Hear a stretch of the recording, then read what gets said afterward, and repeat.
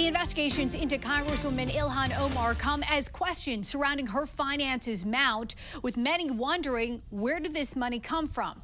Let's go to Emma Withrow from the Fact Check team, and you took a deep dive into it. What do we know as fact? So we know for a fact, just based off of her financial disclosures that she submitted, that Omar has assets valued anywhere from $6 million to $30 million as of 2024. Now, this money looks like it's coming from a winery and a venture capital firm that Omar disclosed, so that's where its origins are. But one of the reasons that this raised eyebrows is because the year before, Omar disclosed that she had assets worth anywhere from around $40,000 to $250,000. Obviously, major spike in just a year, so a lot of people are starting to ask questions. So explain why the disclosure ranges. Why is it that wide? It's kind of how the system is designed, like the system itself that they report. So House members file under the Ethics in Government Act, and they're allowed to report basically most assets and debts in preset, what they call value brackets, rather than exact numbers. So that means that somebody with, let's say, 5.2 million and somebody with 24.9 million, they can both truthfully report that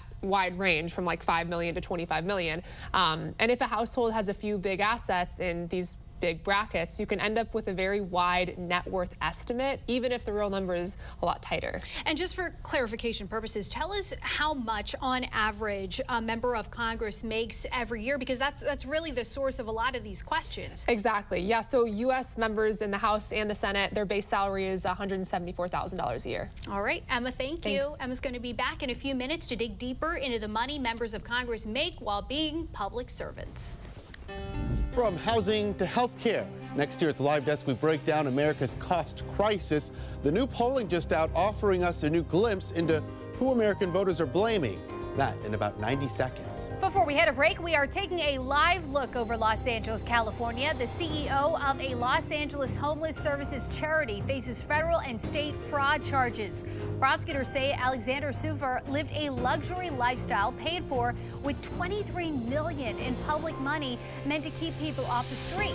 If convicted, he could face a sentence of up to 20 years in prison.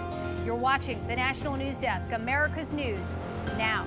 The DOJ and House Republicans have launched new investigations into Ilhan Omar's finances following mounting questions about her skyrocketing assets in the latest financial disclosure reports.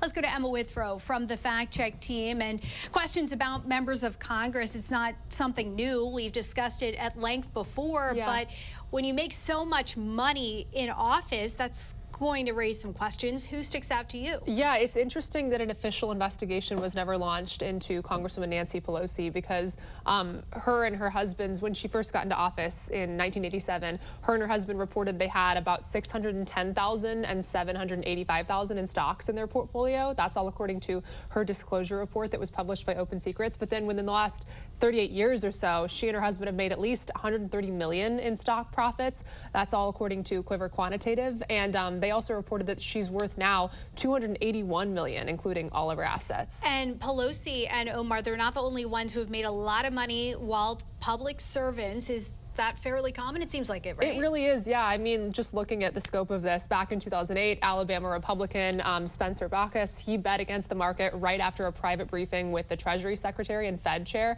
made lots of money when the stocks fell. Then in early 2020, Democratic Senator Dianne Feinstein, she sold off stocks right before the COVID crash, which raised a lot of questions about insider trading and any inside knowledge she might have had. And then more recently in 2025, another Republican sold hospital bonds just weeks after voting for a bill that put those same hospitals at risk. And in terms of members of Congress and finances, there are bipartisan efforts to crack down. Emma, thank you so much. And for more on this Fact Check team topic, including links to their sources, scan the QR code or visit thenationaldesk.com.